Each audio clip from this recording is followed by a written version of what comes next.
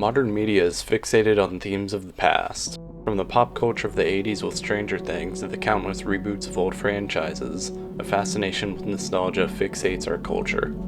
We no longer look to the future, except to think of it as an extension of the present. Instead, we continue to consume the themes of decades past, starved for hope of the future. Nostalgia isn't a recent phenomenon. We've always looked back at the past with reverence, so why is it different this time? The economic system we've been placed under has evolved. It is now a grotesque creature that wants nothing more to continue consuming everything: labor, resources, and most importantly, our time. Jacques Derrida's Specters of Marx introduces his idea of hauntology, a way of contextualizing our present through the past and the future. Since the fall of the Berlin Wall, neoconservatism has taken over the world. Communism failed, but Marx's specter lives on, according to Derrida. Although capitalism took over the world, the specter continues to haunt our present in talks of inequality, worker exploitation, and the rights of the third world. This is the basis of hauntology, a relic of the past continuing to influence both the present and the future. Derrida argues against our ideas of temporality, that the past simply leads into the present and the present into the future. He challenges this linear notion of history, arguing instead that all three influence each other. This has many implications. The most important to us is that this trichotomy is impossible to escape from. The very nature of capitalism is growth, and growth requires sustenance. Capitalism consumes everything: our time, our labor, and it alienates us from our work. Nobody is free from the jaws of the system, not even the very people who ensure its survival, who will surely not escape consequence. These people at the top continue to squeeze every last drop of profit out of us, raising prices of necessities, luxuries, and undermining our chances to ever own anything for ourselves.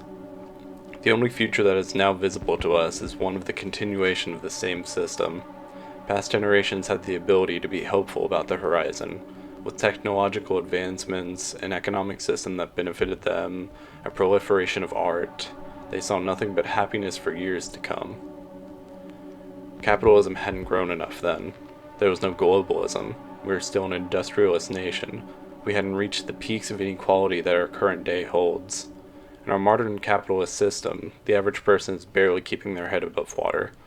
The people at the top continue to drown us with ever-increasing prices, rendering us unable to afford even the most scant luxury, not even our own time. We are instructed to use every free second to maximize our income, to always have a side hustle, or to be starting our own business. Our most valuable resource, time, has been stricken from us. This time that was previously used to create art, cultivate relationships, to simply relax. The capitalist class does not want to afford this to us. Every second must be filled with consumption or production. They want us to be machines, churning out profit. What good is thinking about the future in times like this? Dreaming of the future has become a luxury of the past. The possibilities of yesteryear are now impossible. The futures they imagine have passed us, full of unrealized potentiality. We no longer have hope of them coming to fruition, yet we seek comfort in these unrealized futures because it's all we know. Mark Fisher's essay, The Slow Cancellation of the Future, further explores this issue. Fisher explains the stagnation of our current culture through the media being produced. Fisher states that our modern age of media is defined by its nostalgia and reuse of the past, whereas a majority of the 20th century was constantly innovative. Fisher states this lack of looking towards the future by the system of neoliberal capitalism is causing the demise of the future. We are no longer able to come up with these hypotheticals, since they don't generate as much profit as being resold nostalgia. I believe there are several forms of modern media that can be seen as future forward, hyperpop being the best example. But this certainly isn't the mainstream.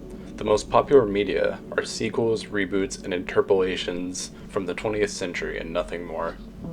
In this sense, I think Fisher is 100% correct.